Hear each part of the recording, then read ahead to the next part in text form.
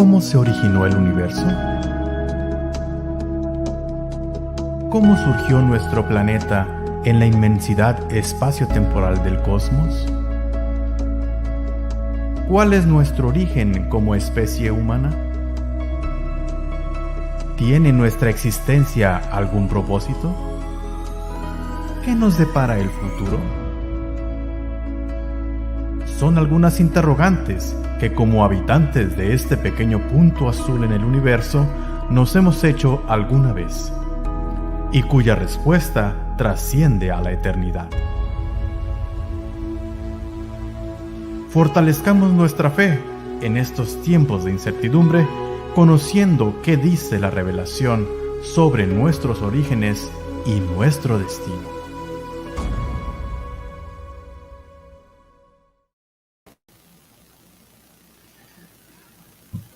Muy buenas tardes, otra vez a nuestros hermanos y amigos que nos escuchan desde diferentes partes de América y algunas partes de Europa también en este programa, Nuestros Orígenes, Revelaciones.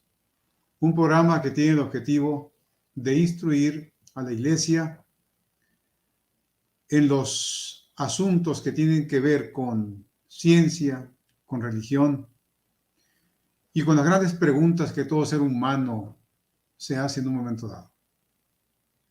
Los invitamos para que estén atentos, estén alerta, dispuestos a hacer preguntas, a participar en la conferencia de esta tarde. Bienvenidos. Es un privilegio también para un servidor introducir al orador de esta tarde. Él es el doctor Félix Avid Cortés, muy conocido en México y supongo en otras partes del mundo también. El doctor Cortés es licenciado en teología, tiene una maestría en literatura moderna por la Universidad Iberoamericana en la Ciudad de México y también es doctor en teología en el área de religión, con énfasis en el Nuevo Testamento, por la Universidad de Andrews, una de nuestras universidades adventistas. Así que, Félix, es un motivo de satisfacción tenerte con nosotros. La gente de México ya te conoce, creo que no requieres mucha presentación. Así que, Félix, es tu tiempo. Puedes darnos tu conferencia esta tarde. Bienvenido. Muchas gracias, Luciano. Gusto saludarte. Un saludo a todos los que nos ven en la Universidad de Montemorelos y también en otras partes. Reciban un saludo muy agradable. Espero que estén teniendo un sábado bonito, un sábado bendecido. Aquí en Berrien Springs, la semana pasada, el clima estuvo un poquito frío, pero hoy el sol está radiante y el día está increíble. Así que espero que ustedes también estén teniendo un día maravilloso. Miren, esta tarde vamos a hablar de creación en el libro de Hebreos, ¿ok? El subtítulo de la presentación es, el título de la presentación es Por fe entendemos. Y este título está tomado, por supuesto, de Hebreos capítulo 11, versículo 3, donde dice que por fe entendemos que el universo fue creado por la palabra de Dios. Y el subtítulo de la presentación es Nuestros orígenes en Hebreos y en la filosofía de Platón y Filón de Alejandría. Y aquellos que han estudiado el libro de Hebreos saben que la relación entre el libro de Hebreos y los escritos de Filón de Alejandría son muy importantes. Esa relación es muy importante. Y hoy vamos a hablar de esa relación y cómo tiene un énfasis muy importante, hay una relación muy importante, sobre todo en el libro de Hebreos, por el tipo de argumentos que Hebreos tiene. Quiero decirles que esta presentación, si ustedes quieren, he puesto en la pantalla un código QR. Si ustedes apuntan con su teléfono, este código QR, pueden hacer un link a una página mía que se llama worksbpress.com, Félix Cortés, donde pueden bajar el artículo y tener toda la información, bibliografía y un análisis mucho más profundo de lo que yo voy a poder hacer en esta tarde sobre la creación en Hebreos. ¿Qué es lo que el libro de Hebreos dice acerca de la creación? Entonces pueden encontrar ahí, cuando entren a la página, van a encontrar todos los artículos y obras que tengo, pero ustedes van a una sección que se llama artículos de investigación, research articles, artículos de investigación, y allí ustedes pueden bajar una copia. Hay un link a una copia que es completamente gratis para que ustedes puedan, si ustedes desean, tener más información. Bueno, debo empezar diciendo que en la antigüedad existían varios pensadores que creían en el creacionismo, en la realidad de un creador. ¿Okay? Entonces ustedes van a, por ejemplo, la filosofía de Anaxágoras, Empédocles, Sócrates, Platón, por supuesto, y los estoicos. Ellos argumentaron que había un diseño y, por supuesto, encontraron evidencia convincente para ellos de un creador. La mayoría de los filósofos tenían esta idea de que el universo había sido diseñado y había un creador. ¿Okay? Ahora, existían otros pensadores. Aristóteles, por ejemplo, también aceptó que el universo tiene estructuras con propósito, pero negó que había una inteligencia activa, organizadora en el universo. Así que es muy interesante su forma de pensar, porque él sí piensa en estructuras con propósito, pero no considera que existe un creador. Y por supuesto también existían los atomistas. Los atomistas eran materialistas estrictos que apelaron al poder explicativo del accidente y el tiempo infinito. Y ellos propusieron desde la antigüedad la idea fundamental de una selección natural y que el universo es el resultado de accidentes, ¿verdad? Que han ocurrido a través del tiempo infinito y que produjeron lo que tenemos hoy. Así que estas eran las posiciones básicas que existían en la antigüedad. Hoy nos vamos a enfocar únicamente en Platón. ¿Okay? Pero ustedes quieren leer un poco más acerca de estas ideas. Hay un libro publicado por David Sedley y el título del libro es Creacionismo, Creationism and its Critics in Antiquity. Creacionismo y sus críticos en la antigüedad.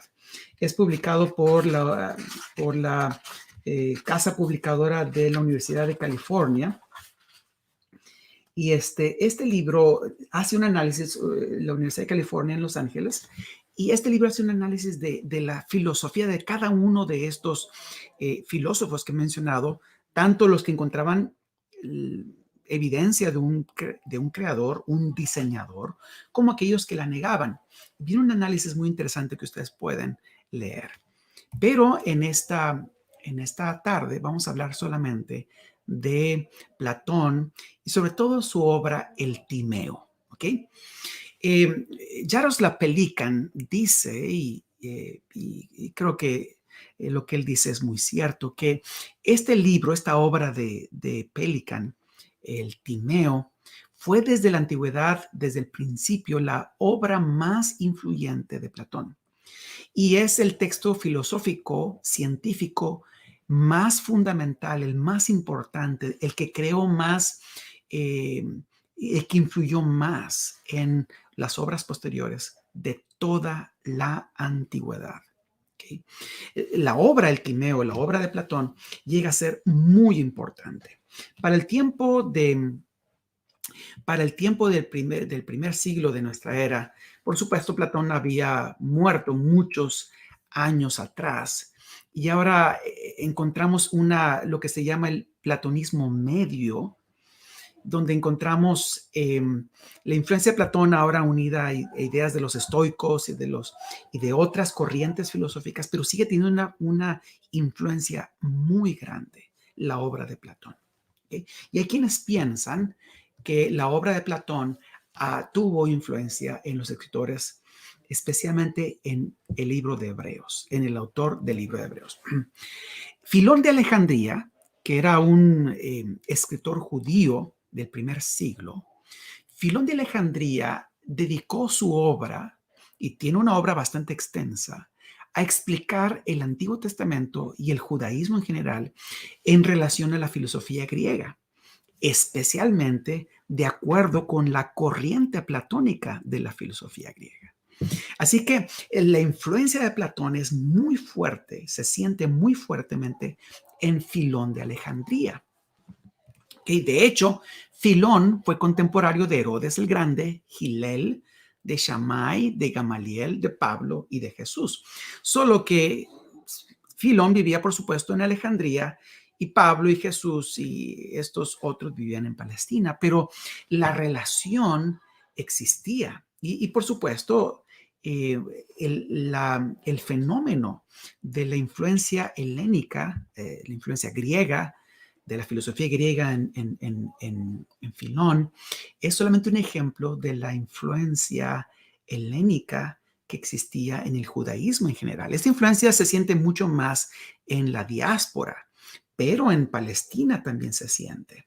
De hecho, existen obras, análisis de la influencia helénica en Palestina. Por ejemplo, si ustedes van a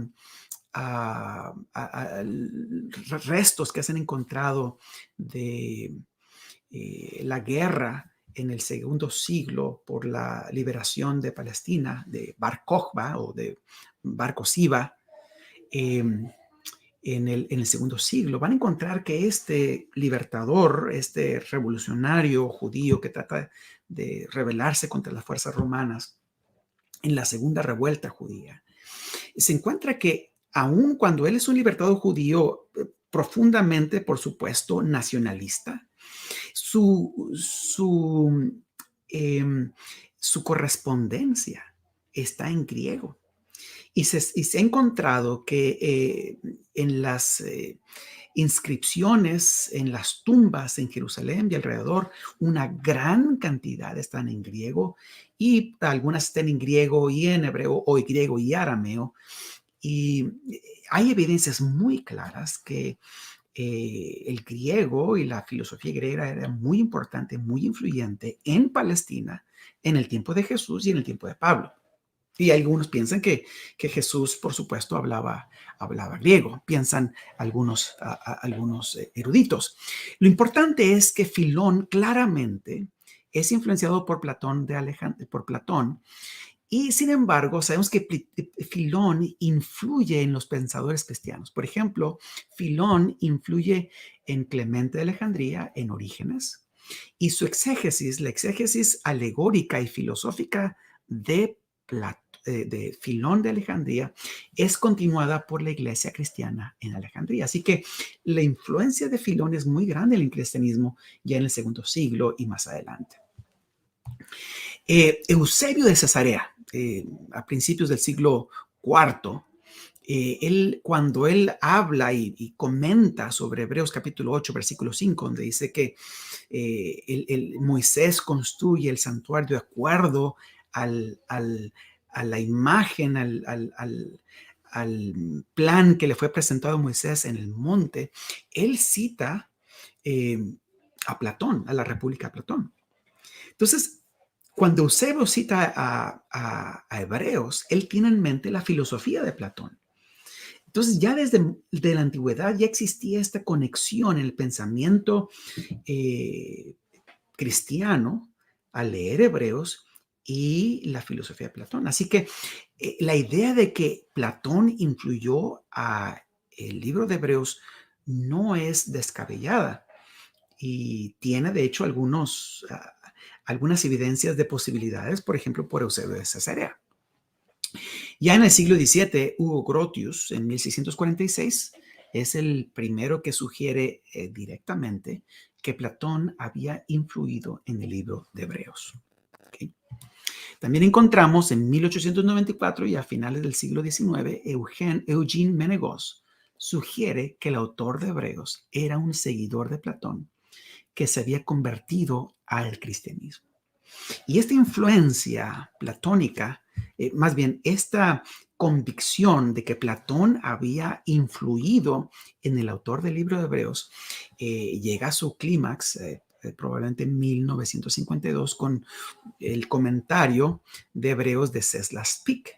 Ceslas Pik sugiere que el autor de Hebreos había conocido personalmente a Filón, aunque también sugiere que Hebreos, el autor de Hebreos, rechaza la exégesis o la interpretación alegórica, que era la interpretación que hacía normalmente Filón de Alejandría, y el autor de Hebreos rechaza ese tipo de interpretación, de investigación. Así que, aunque Ceslas Spik, un erudito del Nuevo Testamento muy famoso, sugiere que existe esta relación y que el autor de Hebreos realmente había conocido a Filón de Alejandría, aunque él sugiere eso, él reconoce que hay ciertos aspectos de la filosofía de Filón que el autor de Hebreos rechaza.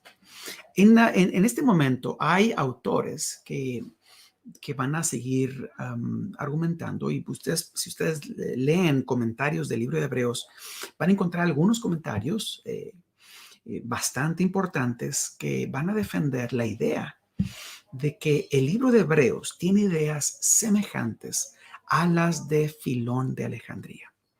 Y por supuesto, como Filón de Alejandría es influenciado fuertemente por Platón, entonces van a sugerir que el libro de Hebreos tiene influencia platónica, griega. Es el libro con mayor influencia griega quizás en la mente de los eruditos griegos en el Nuevo Testamento.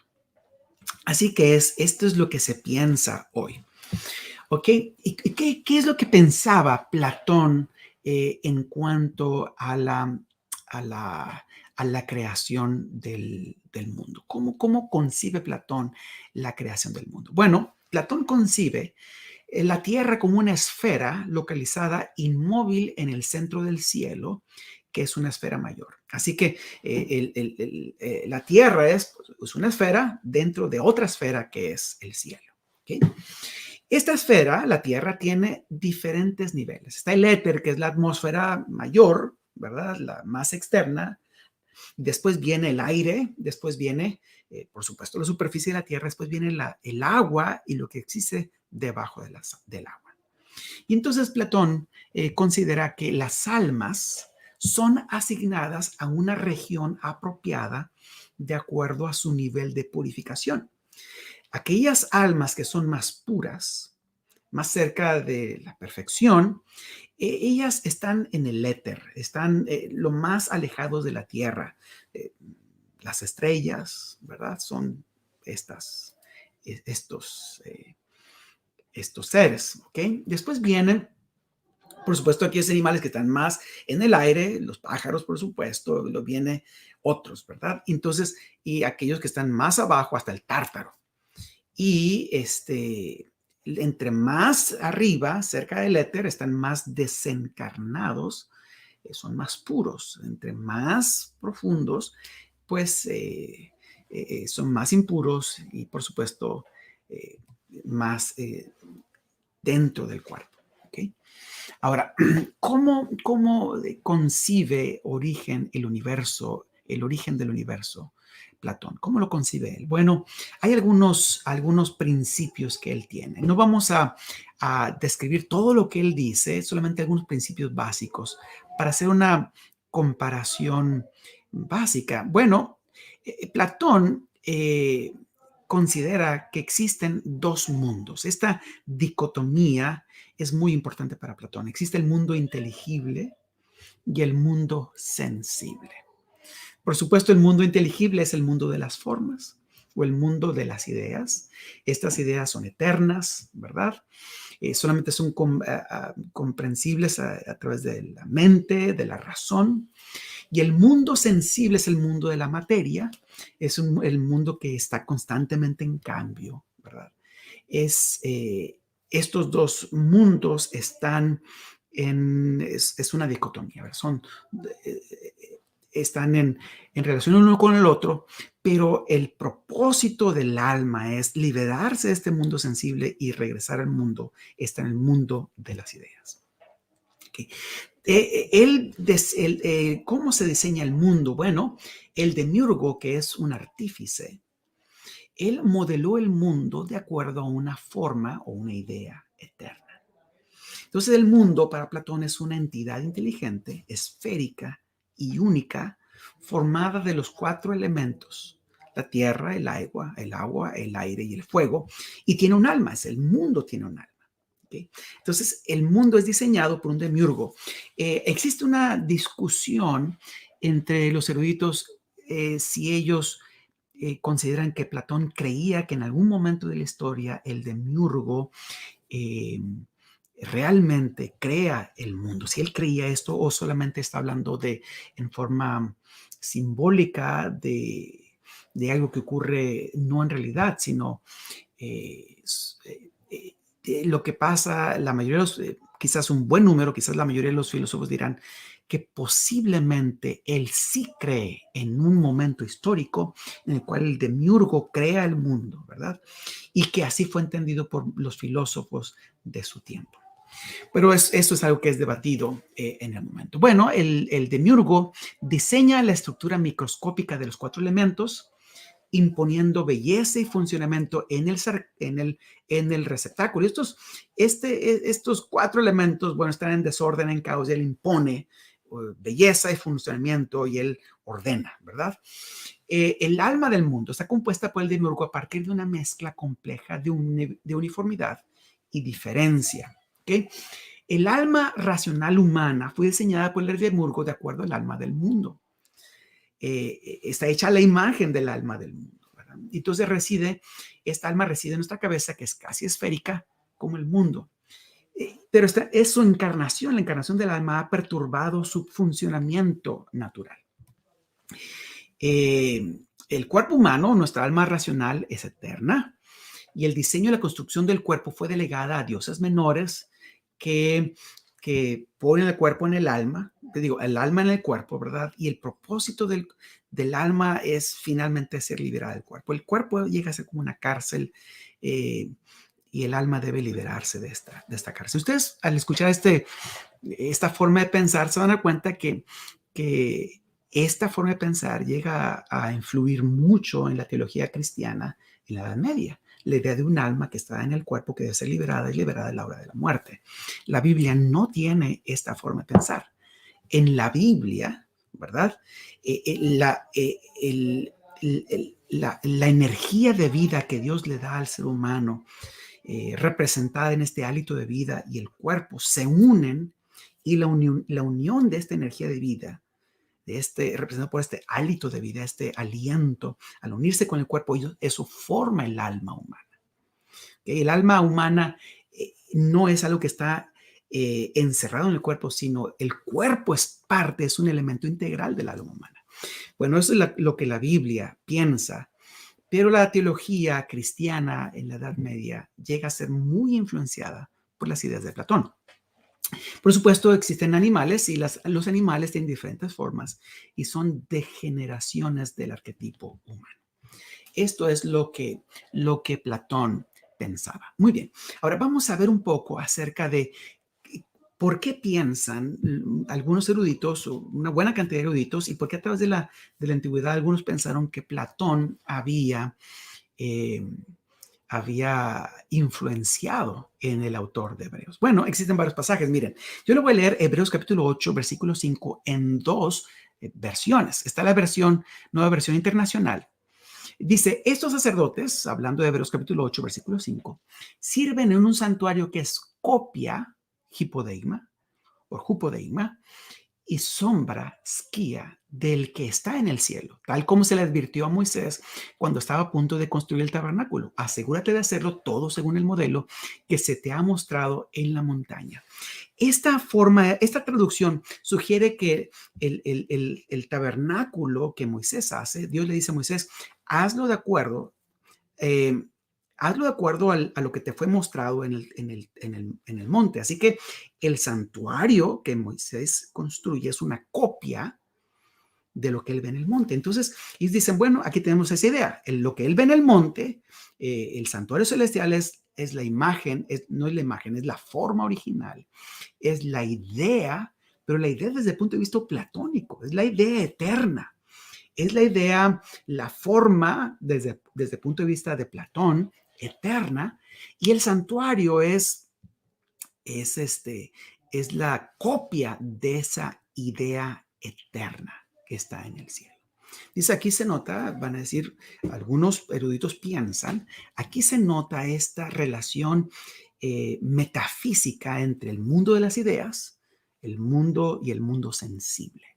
El santuario celestial como parte del mundo de las ideas, que es eterno, no cambia, y el mundo sensible, este santuario terrenal, parte del mundo sensible, que es una copia. Sin embargo, ustedes van a encontrar que esta copia, la palabra hipodeigma realmente no significa copia. Y en ese caso, la Reina Valera contemporánea es más clara. También la Reina Valera 95, pero la forma en que la Reina Valera 95 traduce no lo hace tan claro. Dicen, esos son sacerdotes que sirven a lo que no es más que modelo y sombra de las cosas celestiales, tal y como se le advirtió Moisés cuando iba a levantar el tabernáculo. Ten cuidado de hacer todas las cosas según el modelo que se te ha mostrado en el monte. La palabra hipodeigma no es una copia, sino algo que debe ser copiado. Es como decir un patrón. Así como tú tienes un patrón que tú utilizas para crear nuevas cosas. Por ejemplo, mi esposa a veces cuando hace ropa utiliza patrones, a veces compran patrones y con esos patrones crean, ¿verdad?, nueva ropa. Y el santuario terrenal es un modelo, un patrón. Esa es la palabra, hipodeigma. No es copia, es modelo. ¿Por qué? Porque aunque es cierto, de acuerdo a Mateo, de acuerdo a Éxodo 25:40, que el santuario terrenal fue hecho de acuerdo a lo que le fue mostrado a Moisés en el monte, lo que el apóstol Pablo o el autor de Hebreos está diciendo aquí es que el santuario no solamente es una copia de aquello, lo que el apóstol Pablo está queriendo decir es que el santuario es un modelo, un patrón de lo que va a suceder después. Es decir, lo que el apóstol Pablo está queriendo decir aquí es que el santuario, los sacrificios, los rituales, todo lo que ocurría en el santuario era un patrón que nos mostraba de antemano cómo iba a ser el ministerio de Jesús en el santuario celestial en el futuro. Entonces aquí el santuario terrenal no es una copia, es un patrón, es un modelo. Y en ese sentido, la Reina Valera contemporánea tiene una traducción más apropiada. ¿Ok? Miren esta otra palabra, esta otra aquí. ¿Ok? Fíjense que la Reina Valera contemporánea, en este caso, no es consistente. Vamos a leer Hebreos capítulo 9, versículo 23. Por lo tanto, era absolutamente necesario que las réplicas, hupodeigma, es decir, copias de las cosas celestiales fueran purificadas así, pero las cosas celestiales mismas necesitan mejores sacrificios que estos. Pero una vez más, la palabra hupodeigma no significa copia, no significa réplica, significa patrón, modelo o esbozo. En ese sentido, la palabra hispanoamericana tiene una mejor traducción. Okay. O sea, la Reina Valera no es completamente consistente. Entonces, ellos traducen de la siguiente manera. Se pensaba, pues, que tales sacrificios para purificar lo que solo era el esbozo de las realidades celestiales. Es decir, lo que ocurría en el santuario terrenal en el tiempo de Moisés y a través de la historia del pueblo de Israel, solamente eran esbozos, eran patrones, eran ideas, eran ejemplos, ilustraciones de lo que ocurriría en el futuro cuando Jesús viniera y muriera en la cruz e iniciara su intercesión en el santuario celestial. Aquí el santuario terrenal no es una copia, sino un esbozo, un patrón, un modelo de las cosas futuras. Esto se nota mucho más claramente en Hebreos capítulo 10. versículo 1, el cual todos los pasajes lo nombran, lo traducen bien porque no es difícil. Dice, la ley teniendo la sombra, fíjense, la sombra de los bienes venideros. No la imagen misma de las cosas nunca puede, por los mismos sacrificios que se ofrecen continuamente cada año, hacer perfectos a los que se acerquen. Una vez más, aquí encontramos entonces que el santuario celestial no es una copia. Es decir, si ustedes van a Éxodo capítulo 25, versículo 40, el santuario terrenal es hecho de acuerdo al santuario celestial. Pero lo que Hebreos está tratando de decir es que este santuario terrenal de Moisés, a través de la historia del pueblo de Israel, funciona como una sombra de lo que viene en el futuro. No de lo que está en el cielo, sino lo que viene en el futuro. Es un esbozo, un patrón, una prefiguración del ministerio de Cristo, del sacrificio de Cristo, de la intercesión de Cristo Jesús.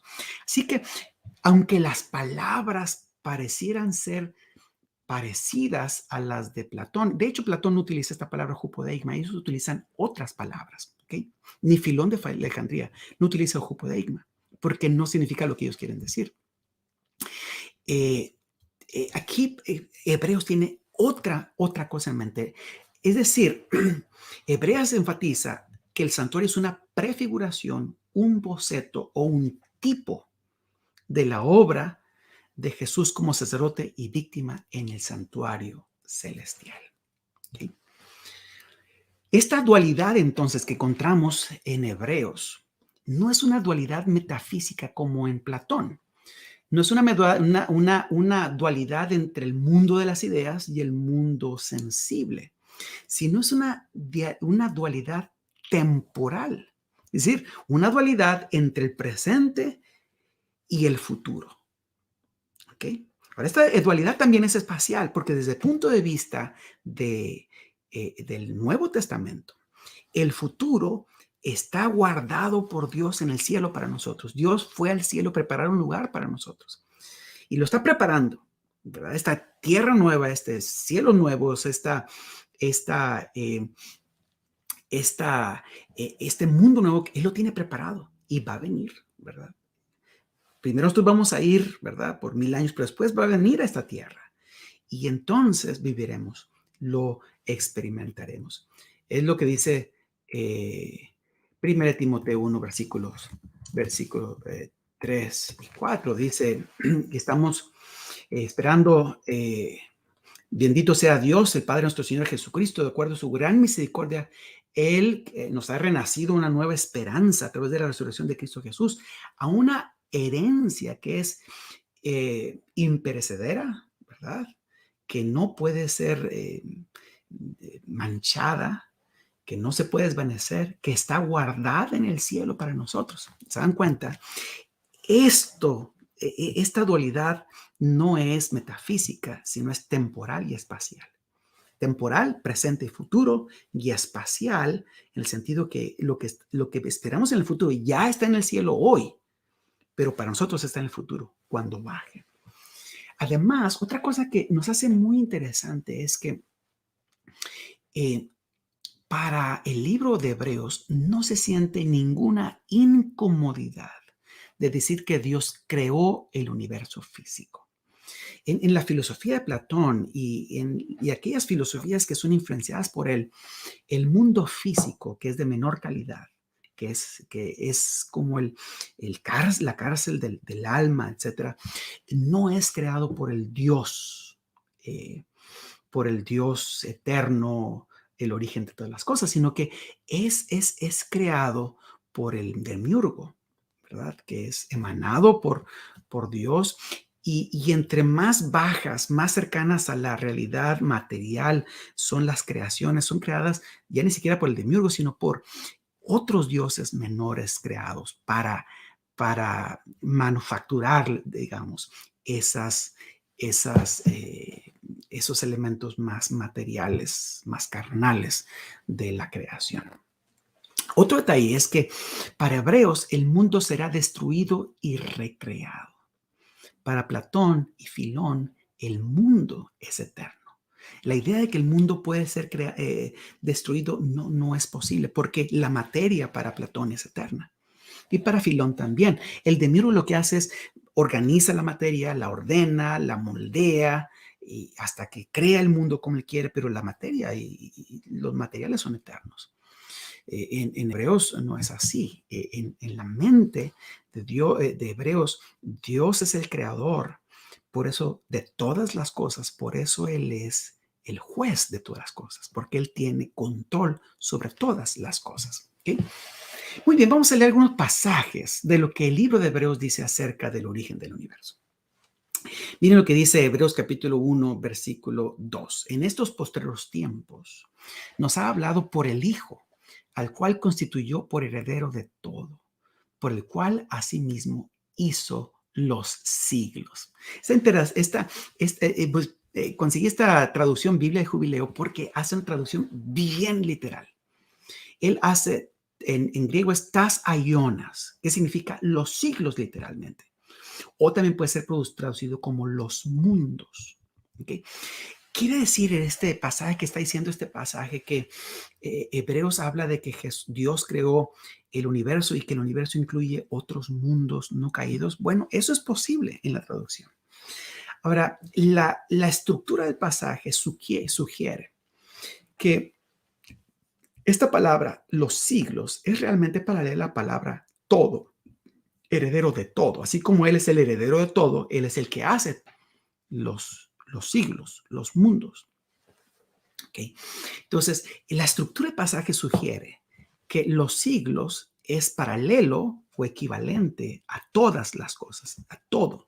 Por eso la mayoría de las traducciones bíblicas, la Reina Valera 95, casi todas las que ustedes lean, va a decir que Jesús o el Hijo es el heredero de todo o de todas las cosas y por quien asimismo hace el universo. Así que esta expresión tasayonas, que es plural, para referirse a los siglos, es más probablemente una referencia simplemente a que Dios es el creador de todas las cosas. Y no está hablando específicamente de mundos plurales, sino de todo, lo que incluya todo. ¿Okay? Así que esto es lo que podemos decir. Ahora, lo más interesante aquí es que el Hijo es el medio por el cual Dios nos ha hablado. Así que en Hebreos 1, 2, el Hijo es la palabra de Dios. Así que podemos encontrar que en Hebreos capítulo 1, versículo 2, Dios crea el mundo a través de su Hijo, que es su palabra. Es a través de quien Él habla al mundo. Así que la idea de que Dios crea el mundo a través de su palabra la encontramos en Hebreos capítulo 1, versículo 2. Y por supuesto concuerda con Génesis capítulo 1 y con Salmos capítulo 33, versículo 6. ¿Okay? Otro pasaje, eso está en Hebreos capítulo 1, versículos 8 al 10. La referencia aquí está mal, debe ser 8 al 10. También dice, tú Señor, en el principio fundaste la tierra y los cielos son obra de tus manos. ¿Okay? Aquí está citando, este pasaje está citando a Salmos capítulo 102, versículos 25 al 27. ¿Okay? Ahora, si ustedes van al pasaje original, Salmo 102, versículos 25 al 27, se van a encontrar que este pasaje habla de cómo Jehová, el Dios de Israel, es el que ha creado todas las cosas. En el principio fundó los cielos y fundó la tierra y los cielos son las obras de sus manos. Bueno, cuando Pablo toma este pasaje, Salmo 102, versículos 25 al 27, que habla de Jehová como el creador de todas las cosas, dice que este pasaje se refiere a Jesús, el Hijo, que es el Señor, quien en el principio funda la tierra y los cielos son las obras de sus manos. Para Pablo, Jesús es Jehová del Antiguo Testamento. Jesús es el que crea todas las cosas. ¿Okay? Ahora, ¿cuál es este principio? Si ustedes se van a dar cuenta aquí en Hebreos 1, 10 al 12, dice que Dios crea en el principio, funda la tierra y los cielos. Son las obras de sus manos. Entonces ustedes van al versículo 9, al versículo 10, se van a dar cuenta que Dios al final del tiempo los va a cambiar, los va a destruir como una persona toma un manto y lo enrolla y lo saca. estos dos versículos están hablando de que Dios es el creador que creó las cosas en el principio, pero también es el que va a mudar las cosas, va a destruirlas y renovarlas en el tiempo final.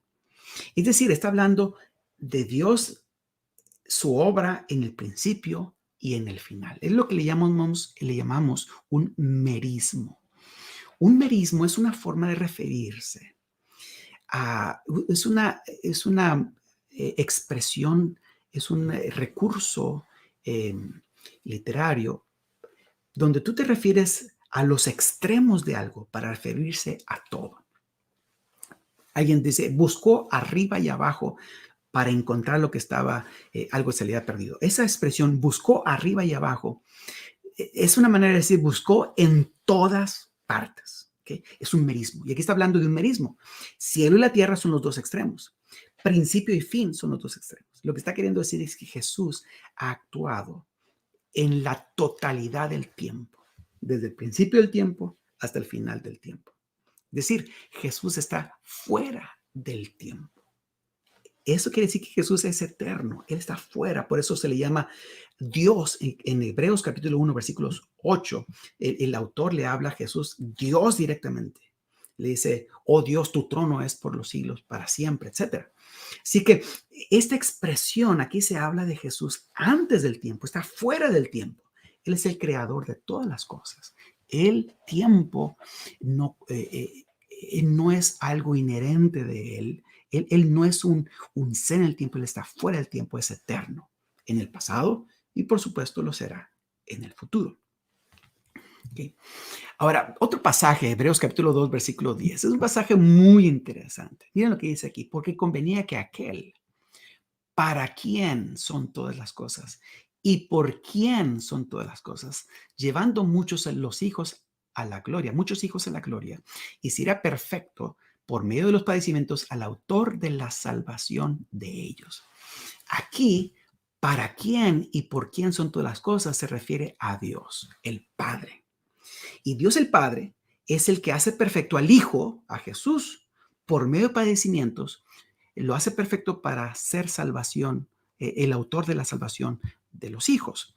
Muy interesante porque aquí en este pasaje, el Padre es el agente de la creación. Lo interesante es que en Hebreos capítulo 1, versículo 2, el Hijo es el heredero y el agente de todas las cosas. Aquí, en este pasaje, el Padre es el Hijo y el agente de las cosas, de todas las cosas. Ustedes se dan cuenta entonces que hay como que hay un intercambio de que tanto el Padre como el Hijo son herederos y tanto el Padre como el Hijo son agentes de la creación. El hecho de que el Hijo sea el agente de la creación no significa que el Hijo sea menor al Padre o inferior al Padre.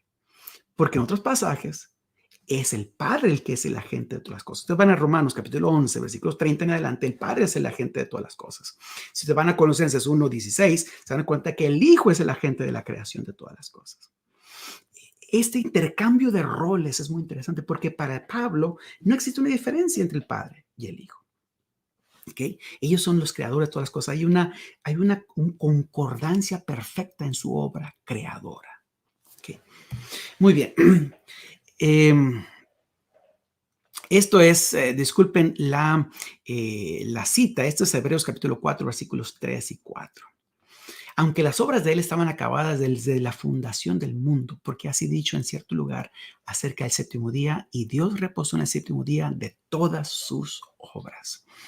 Aquí el apóstol Pablo está hablando del sábado de la creación y cómo Dios crea el mundo y él descansa. Ahora, en este pasaje, el sábado de la creación se convierte en un tipo de el reposo que los hijos de Dios pueden tener en el futuro, que nosotros, tú y yo, podemos tener hoy. Y este reposo no es un reposo físico, sino es un reposo al que entramos por medio de la obra salvadora de Cristo Jesús. Es decir, este reposo es un símbolo de la salvación. ¿Okay? Así que el reposo de Dios en el sábado de la creación se convierte en un tipo del reposo espiritual aunque no es únicamente espiritual, porque la salvación implica también un aspecto físico muy importante que ha de cumplirse en el futuro. Pero el reposo de Dios en el sábado es un símbolo, un tipo del reposo futuro que Cristo Jesús habría de hacer posible por su obra redentora. Lo interesante es que esta relación de tipo ante tipo es una relación muy interesante porque en el libro de Hebreos todos los tipos son personas, Moisés, Josué, Melquisedec, Aarón, son personas o son instituciones, por ejemplo, el santuario es un tipo, o son eventos, por ejemplo, la liberación de Israel de Egipto. Todos estos tipos son eventos, instituciones o figuras históricas, lo cual sugiere que el sábado de la creación para el autor de Hebreos también es un evento histórico. No es una idea abstracta, simbólica, de algo que ocurrió en forma simbólica en el pasado. No. Para el autor de Hebreos, al hacerlo un tipo y al hacer todos los demás tipos del libro de Hebreos ser instituciones, eventos o figuras históricas, sugiere que este sábado también es un evento histórico. Es el primer sábado en una sucesión de sábados a través de la historia. No voy a profundizar más en eso, solamente quería mencionarlo. Luego viene esta otra cita que es muy importante y nos vamos llevando hacia el final de nuestra presentación. Por fe sabemos que Dios formó los mundos mediante su palabra. Este es Hebreos 11:3, es quizás la aseveración, una de las afirmaciones de la creación. Dios como creador de todas las cosas en el Nuevo Testamento, quizás una de las más famosas del Nuevo Testamento. Por fe sabemos que Dios formó los mundos mediante su palabra, de modo que lo que ahora vemos fue hecho de cosas que no podían verse. Como dije, este pasaje es uno de los más famosos en el Nuevo Testamento, pero este pasaje ha sido entendido de varias formas.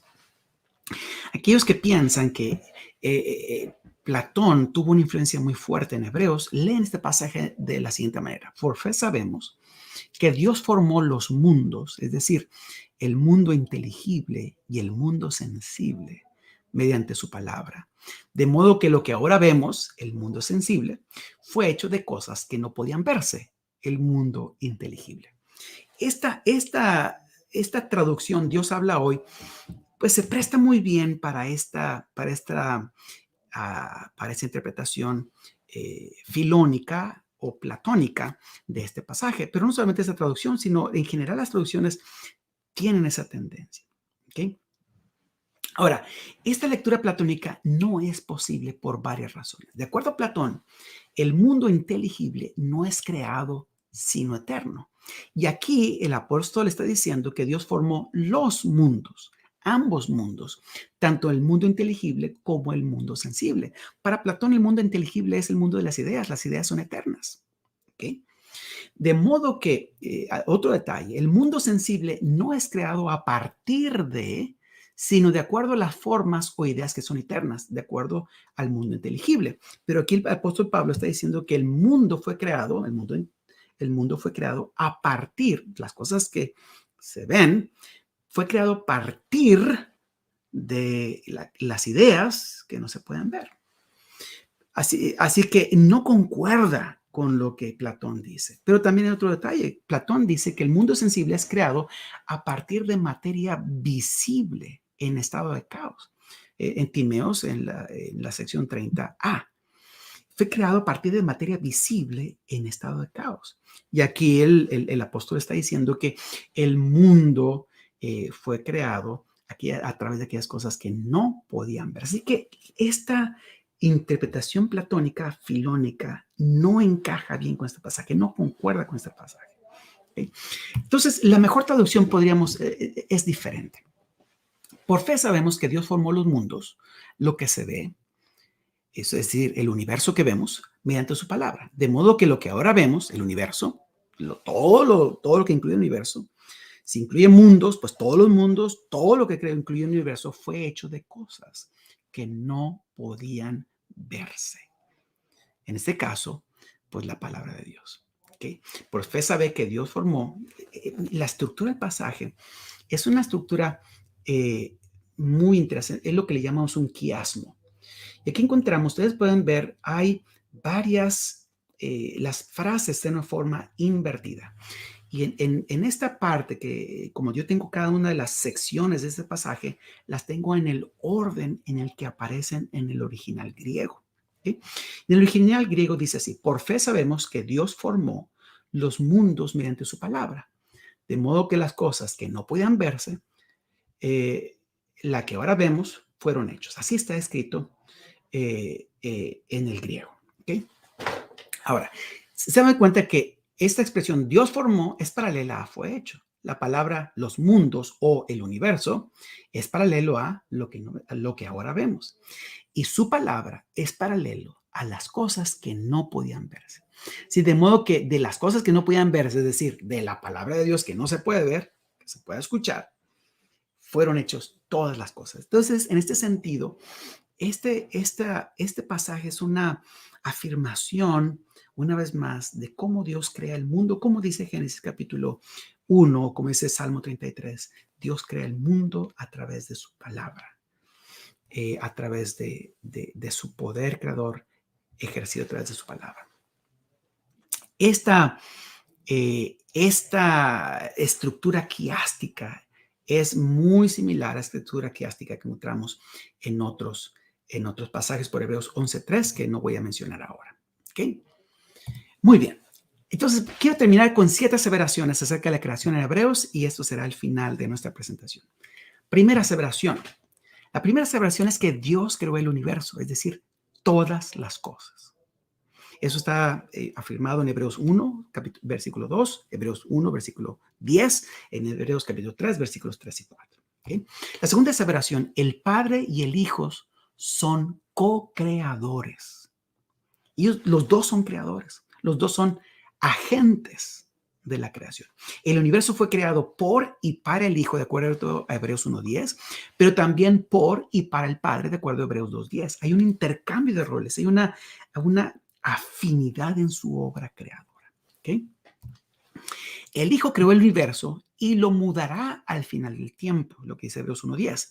El Hijo ha creado la totalidad de las cosas y ha actuado durante la totalidad del tiempo. El Hijo está fuera del tiempo, por lo tanto, Él es eterno. ¿Okay? Eterno en el pasado y eterno en el futuro. ¿Okay? Otra cosa, Dios creó el universo a través de su palabra, Hebreos capítulo 11, versículo 3. Pero también esto es explicado en forma implícita en Hebreos capítulo 1, versículo 2. ¿Okay? Entender que Dios creó el universo requiere fe. Esto no es más popular hoy que cuando Hebreos fue escrito. ¿Okay? Es lo que dice Hebreos. Por fe entendemos que el mundo fue creado por la palabra de Dios. El universo fue creado por la palabra de Dios.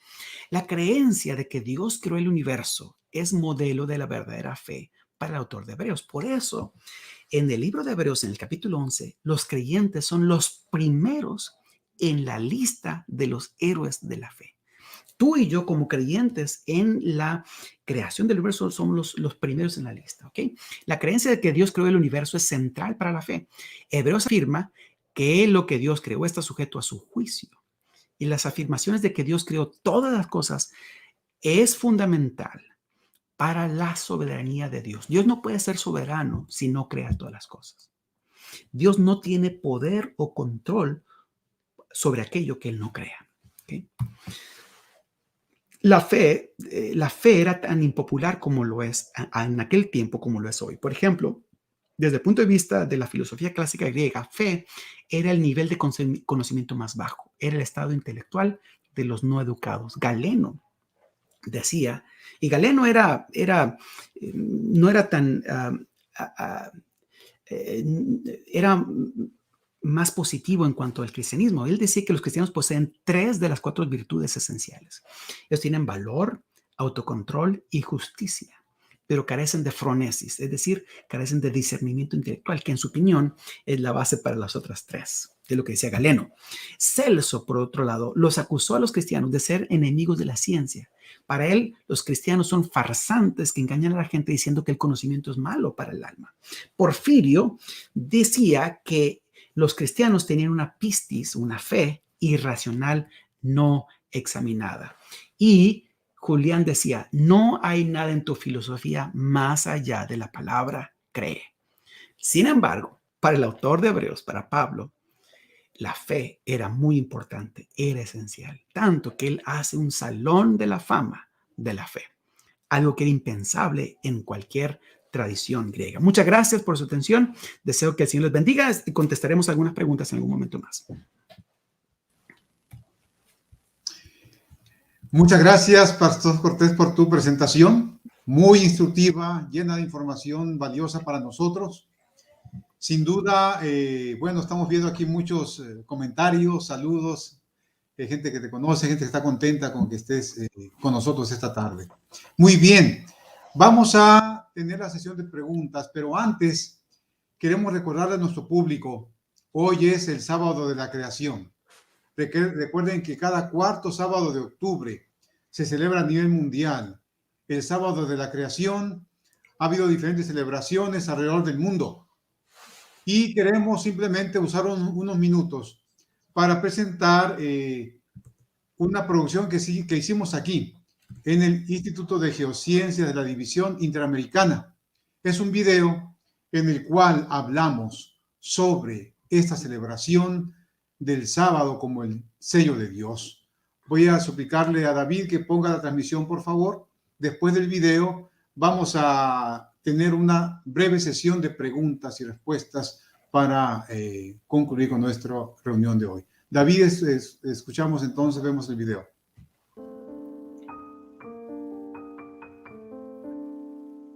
El tiempo ha sido siempre un concepto fascinante, cuya naturaleza y significado han desafiado durante siglos al intelecto humano. En el afán de entenderlo, se han estructurado desde definiciones filosóficas, como las de Platón y Aristóteles, hasta aquellas provenientes de la mecánica clásica y la teoría de la relatividad, magistralmente elaboradas por Isaac Newton y Albert Einstein. Estos esfuerzos han sido perfeccionados en el pasado reciente con la brillante exposición sobre el tiempo y el espacio hechas por Stephen Hawking en su mundialmente conocida obra Breve Historia del Tiempo. La segunda ley de la termodinámica establece que todos los sistemas, incluyendo los seres humanos, estamos sujetos a la flecha del tiempo, ese ente inmaterial que de manera irreversible nos conduce a un estado de equilibrio con nuestro entorno, lo cual no es más que una forma elegante de referirse a un estado de máxima entropía que implica el final de nuestra existencia. La Biblia, hablando sobre los efectos del tiempo, dice en Salmo 90:10, los días de nuestra edad son 70 años, y si en los más robustos son 80 años, con todo, su fortaleza es molestia y trabajo, porque pronto pasan y volamos. Por su parte, el apóstol Santiago, refiriéndose a la brevedad de la vida, pregunta, ¿por qué? ¿Qué es nuestra vida? Ciertamente es neblina que se aparece por un poco de tiempo y luego se desvanece. Los principales intervalos temporales asociados con la vida humana se miden tomando como referencia algún ciclo astronómico. El año es el tiempo que la Tierra tarda en dar una vuelta al Sol, por lo que nuestra vida se mide en el número de traslaciones que la Tierra ha dado en torno a esta estrella desde que nacimos. Llamamos mes al tiempo promedio que la Luna tarda en dar una vuelta alrededor de la Tierra, y día al tiempo que la Tierra necesita para girar 360 grados en torno a su eje. Sin embargo, el intervalo temporal que conocemos como semana, la 52ª parte de un año, no está por sí mismo sujeto al movimiento cíclico de algún cuerpo del sistema solar, como lo están el año, el mes y el día. ¿Tiene esta discrepancia algo de especial?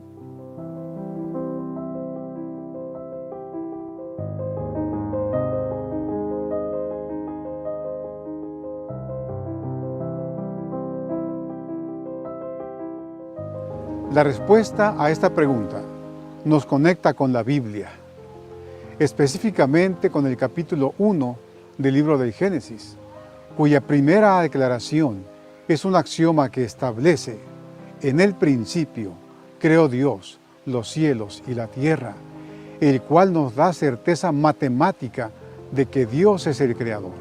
Luego, el versículo 2 se refiere al enigmático estado desordenado y vacío del planeta, cuando las tinieblas estaban sobre la faz del abismo, y cuya última afirmación, y el Espíritu de Dios se movía sobre la faz de las aguas, presenta a Dios como un ser dinámico, listo para poner nuevamente en acción su poder de transformar la nada en materia. El resto de este primer capítulo narra cómo Dios, el gran arquitecto y diseñador universal, en 6 días literales de 24 horas, produjo por su mandato orden del caos y estableció en la tierra las condiciones para la vida.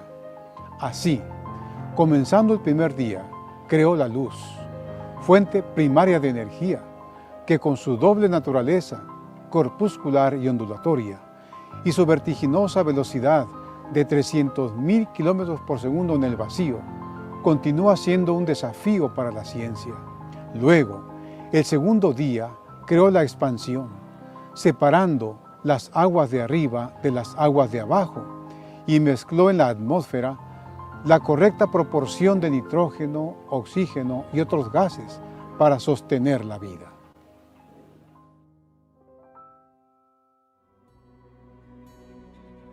La narración que hace el Génesis sobre la creación en el tercer día es complementada en Salmos 104, 6 al 8, que, al referirse al planeta, aún sumergido en agua, y al mandato divino por el que surgió la tierra seca, utilizando un lenguaje tectónico, declara: con el abismo como con vestido la cubriste, sobre los montes estaban las aguas, a tu reprensión huyeron, al sonido de tu trueno se apresuraron, subieron los montes, descendieron los valles, al lugar que tú les fundaste.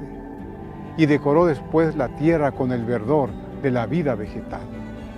El cuarto día, Dios asignó a la luna y al sol sus funciones con respecto a la tierra, especialmente para regir los ciclos temporales que determinarían las actividades esenciales para la subsistencia de la especie humana y todos los ecosistemas terrestres.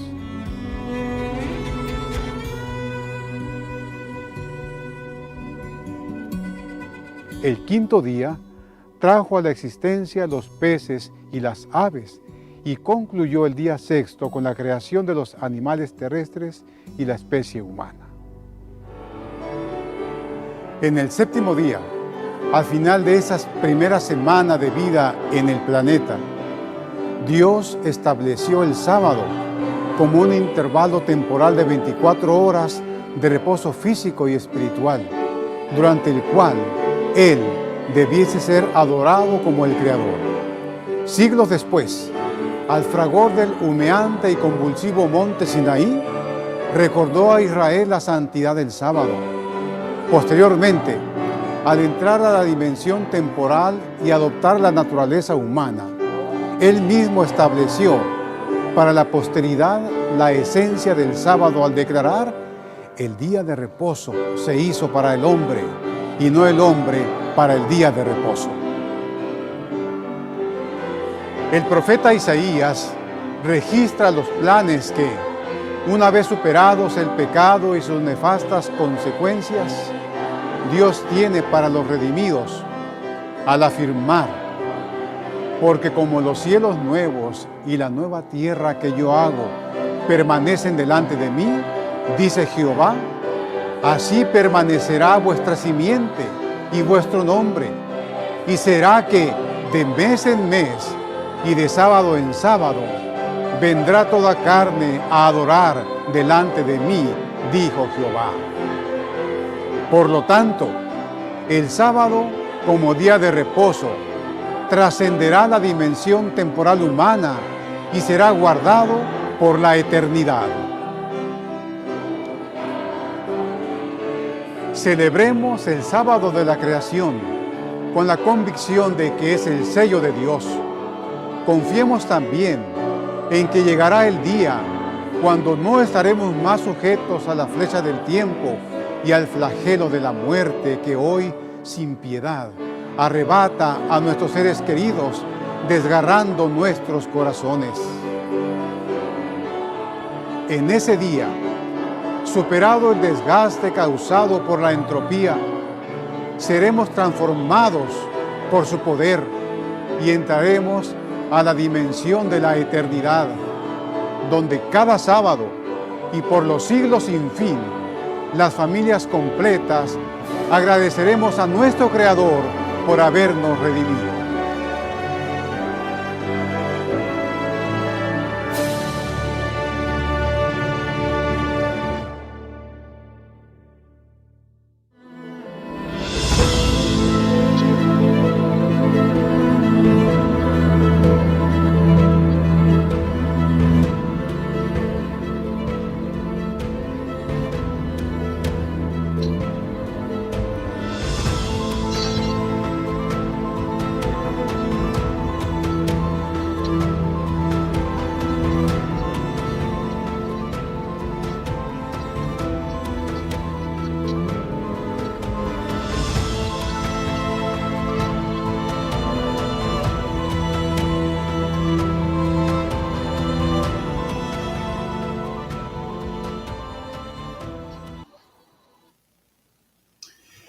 Muy bien, gracias. Vamos a comenzar entonces, Pastor Cortés, con la serie de comentarios, preguntas que tenemos.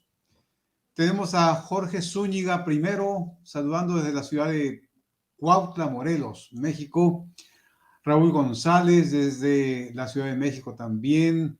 Alan Chablés, uno de nuestros seguidores semanales. Gracias, Chablés, por estar con nosotros, por acompañarnos cada sábado. Bienvenido.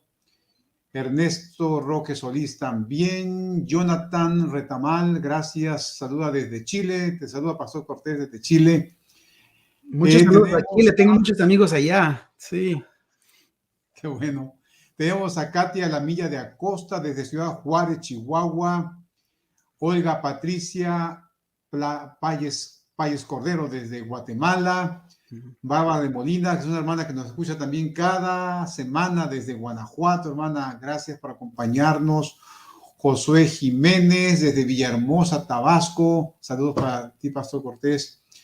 Víctor Yaurima desde San Luis Río Colorado. Bendiciones.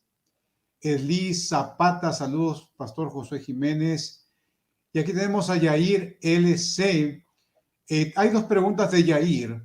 Así que voy a tomar la segunda pregunta que está haciendo Yair. Está más abajo la pregunta, David. Está más abajo. Aquí está. Primera pregunta, Pastor Cortés, para esta tarde.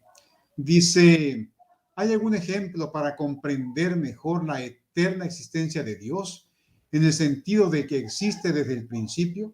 Es decir, que siempre ha existido sin un principio. Yo creo que el asunto de la existencia de Dios como eterna va más allá de lo que nosotros podemos comprender. Nuestra existencia está determinada por un inicio. Todas las cosas tienen un inicio, ¿verdad? Y de acuerdo a la Biblia, todo tiene un final también. El universo mismo está determinado por la voluntad de Dios y es mantenido por él.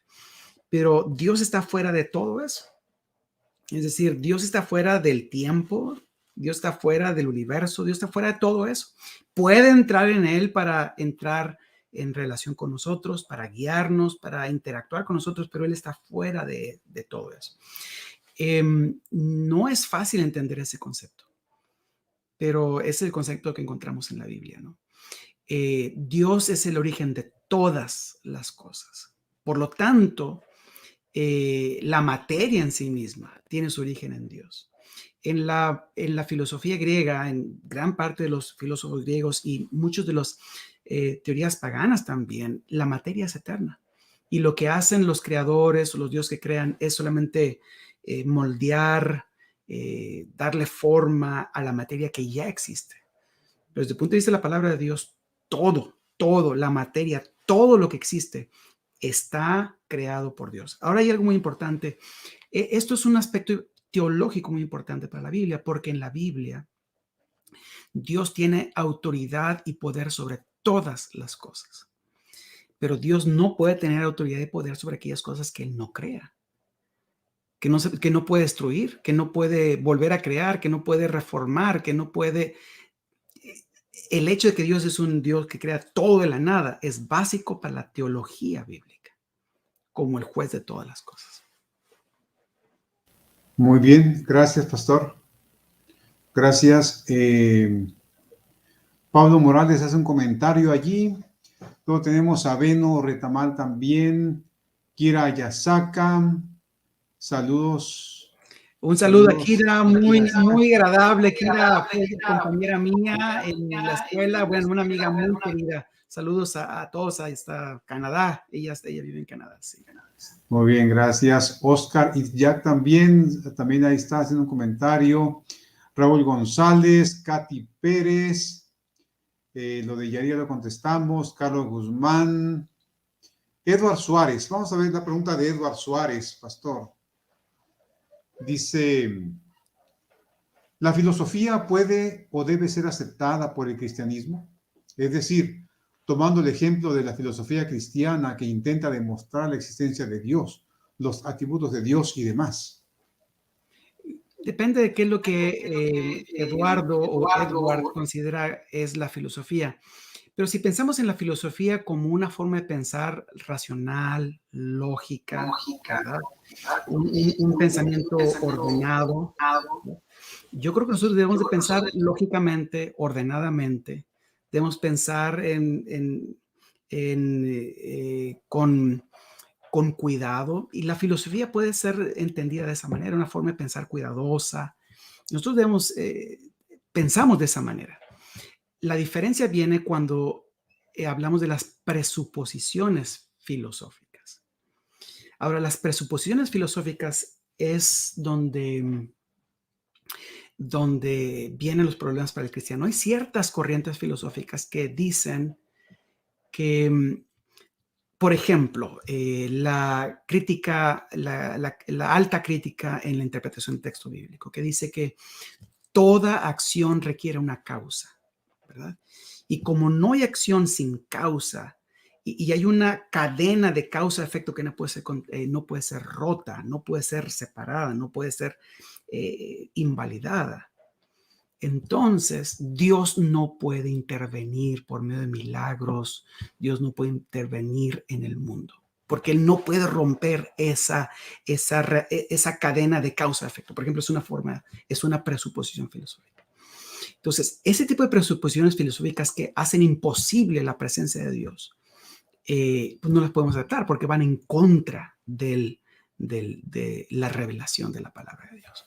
Entonces, nosotros aceptamos la filosofía en el punto de vista de pensar en forma racional, en forma lógica, en forma ordenada, cuidadosa, aunque no aceptamos todas las presuposiciones filosóficas. Para nosotros la revelación es primaria, es fundamental. La siguiente pregunta de Raúl González. ¿Se podría decir que los atomistas de antes tenían las mismas creencias que los evolucionistas de ahora? Es decir, ¿que el universo surgió por accidente? Sin duda son precursores de la corriente evolucionista ahora, ¿no? Si alguien quiere leer un poquito más en cuanto a eso, yo recomiendo este libro. Se llama Creacionismo y sus críticos en la antigüedad. Y ahí viene un análisis y un estudio sobre los atomistas, ¿verdad? Y qué es lo que ellos pensaban, qué es lo que ellos decían. Ideas que yo pensé que no habían existido hasta ahora, recientemente en el siglo XIX o un poquito antes. Realmente algunas de esas ideas ya estaban desde la antigüedad, desde el tiempo de los griegos. sí, son precursores del pensamiento evolucionista moderno. Gracias, pastor. Elizabeth Lara, en Génesis se dice que Adán le puso nombre a todos los animales. Mi pregunta es, ¿eso dice el original hebreo? Sí, el original dice que no dice todos los animales, ¿verdad? Pero sí es lo que la Biblia dice. No me he puesto a leer ese pasaje en el original, pero sí, la Biblia dice que Dios da, Adán tiene ese nombre. Dice el versículo 19, Jehová pues Dios formó de la tierra toda bestia del campo y a toda ave de los cielos. Génesis 2:19, y las trajo a Adán para que viera cómo las había de llamar. Y el nombre que Adán dio a los seres vivientes, ese es su nombre. Es lo que la Biblia dice en cuanto a la función de Adán en cuanto a los animales. Muy bien, muy bien. Rosy Geam pregunta, cuando Dios creó este mundo, ¿simultáneamente creó también el resto de las galaxias y sus habitantes? Sí, es una pregunta más para ti, Luciano, y para alguno de tus, Félix, no me digas a mí nada. sí, para alguno de tus. Ahorita es tu tiempo. Sí. Miren, hay varias maneras de entender lo que dice Génesis 1 y 2. Personalmente, para mí es mucho más, me parece que es más correcta una lectura de Génesis 1:1 y 2 de la siguiente manera, ¿no? Dice Génesis 1:1, en el principio creó Dios los cielos y la tierra. Y esa expresión, en el principio creó Dios los cielos y la tierra, se refiere a la creación del universo, las galaxias, todas las cosas, ¿verdad? Todo lo que existe. Ahí empieza el tiempo, ahí empieza la materia, ahí empieza la energía, ahí empieza todo, ¿verdad? Y después en el versículo 2, la tierra estaba desordenada y vacía. Es decir, Dios crea todas las cosas, pero la tierra queda allí desordenada y vacía. Entre Génesis 1:1 y Génesis 2, versículo 2, hay un espacio de tiempo, hay una brecha allí.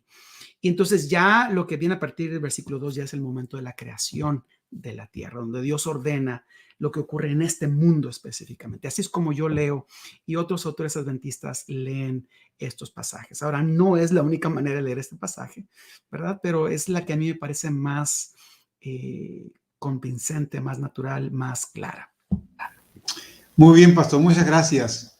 Ana Ruth hace un comentario que me parece pertinente.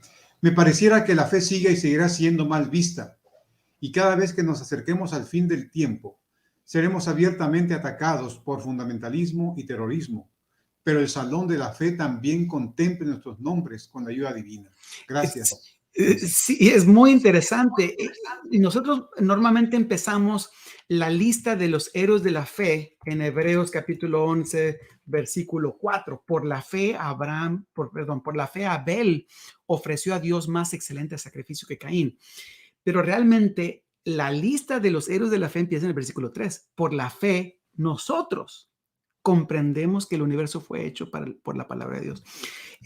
Me parece que Dios ahí, el apóstol, nos presenta por medio, al creer en Dios como el creador de todas las cosas, como los primeros en esa lista. Y me parece que es algo muy significativo para nosotros y que es especialmente significativo en ese tiempo. Recordemos que el mensaje de los 3 ángeles, que es el mensaje del pueblo de Dios en el tiempo del fin, justo antes de que vengan las plagas, justo antes de que se desate esta crisis de la que habla Apocalipsis capítulos 13, 14, 15 hasta el 19, que un elemento muy importante de este mensaje de los 3 ángeles es que el pueblo de Dios llama la atención al creador de los cielos y la tierra. Llama a adorar a aquel que hizo el cielo y la tierra, la mar y las fuentes de las aguas. Ese llamar a la adoración de Dios como creador es muy importante. Ahora, no quiero afirmarlo en forma total, pero la impresión que yo tengo es que pocas iglesias, y quizá la iglesia adventista es una de las únicas que asevera como denominación, como organización, la creación, Dios como el creador de todas las cosas, sin tomar en cuenta una evolución teísta o una afirmación de Dios como creador de todas las cosas. en sus doctrinas de fe, la Iglesia Adventista es especial en ese sentido. Quizás no la única, pero me parece una de las pocas. Muy bien, pastor, muchas gracias. Angélica Briceño Vega dice, hermoso programa. Elvia Aguilar, saludos y bendiciones. Gracias por el tema desde Pachuca. El profe Castillo, muchas gracias, pastor, por tu presentación. Y gracias por el video. Gracias a Dios, profe. Marco Antonio Ortiz, feliz tarde desde Cunday, Tolima, Colombia. Dios les bendiga. Y ahí está el saludo del profe Castillo otra vez. Esther L. Camacho, ¿ibas a decir algo, Félix? Sí, aprovecho. Gracias al profesor Castillo por el saludo y quiero saludarlo a él y también a toda la comunidad universitaria que él representa, ¿no? Montemorelos es un lugar muy apreciado por mí, muy amado por mí. Deseo que el Señor les bendiga abundantemente. Así es. Gracias. Esther Camacho dice, ojalá pueda darnos más temas, Pastor Cortés. Saludos cariñosos a su esposa, a sus hijos. Pues sí, te vamos a tener más seguido por acá, Félix, en esta serie. Ya estamos trabajando en la tercera temporada y la cuarta temporada también, así que por ahí te vamos a invitar otra vez. ¿Sí? Muy bien. Sabemos que tus conferencias son muy valiosas. Manolo Camacho. Gracias, Manolo. Gracias a Dios. Gracias a Dios por eso. Dori Gómez, Tomás Lozano. Saludos de un cubano mexicano. Feliz sábado. Eduardo Suárez, muy bien. Ana Ruth también. Magdalena Briceño. Y J, gracias, Pastor Cortés, saludos desde el Perú. Muchos saludos al Perú Pastor también. Cortés, pues ha sido un gusto tenerte con nosotros. Conocer algo de lo que Dios te ha permitido aprender y estudiar. Gracias por compartirlo. Y sin duda, si no hay ningún problema, vamos a seguir teniéndote otras temporadas en esta serie que, como te hemos dicho, como dije al principio, lo hicimos con el fin de instruir a la iglesia en diversos temas. Temas que generalmente no se tocan en los sermones, no se tocan en los programas de jóvenes, pero hemos llamado a expertos de nuestra iglesia en varias áreas, teología, biología, geología, astronomía, etcétera, para instruirnos en estas áreas. No sé si tengas un mensaje final, Pastor Cortés. Bueno, el sábado de la creación es un sábado muy importante para nuestra iglesia. Y qué bueno, Luciano, que ustedes han estado teniendo esta serie de conversaciones y de conferencias. Yo quiero invitar a todos los que nos escuchan a profundizar en el conocimiento de Dios como creador de todas las cosas y entender el papel fundamental que juega en nuestra teología. Si nosotros no creemos en un Dios creador que creó todas las cosas, es muy difícil sostener la idea de un Dios que es el juez de todas las cosas también, soberano sobre todas las cosas. Si no creemos en la creación, tampoco podemos creer en el sábado también, porque está relacionado con eso también. Y hay muchas otras cosas que la creación provee el fundamento teológico para muchas de nuestras doctrinas. Gracias, Pastor Cortés. Aprovecho, hermanos, aprovecho público en general para anunciar que el próximo sábado tendremos a otro gran conferencista con nosotros, el doctor Roberto Biaggi. Es un conocido también nuestro, un gran amigo, sin duda está escuchando, me imagino, Roberto. Nos va a presentar la ponencia Catástrofe y Diseño. ¿Qué muestran los fósiles? Los invitamos, hermanos, para que nos acompañen, estén a tiempo. El doctor Biaggi es uno de los grandes paleontólogos de nuestra iglesia y también con un reconocimiento en las áreas que no pertenecen a la iglesia.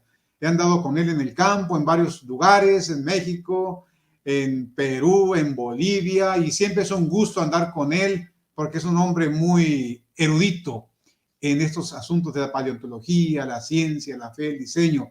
Así que, Roberto, te estoy comprometiendo si me estás escuchando.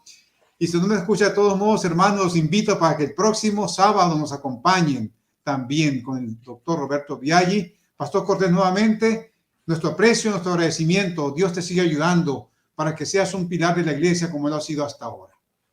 Hasta luego, estimado público. Nos vemos el próximo sábado con el favor de Dios.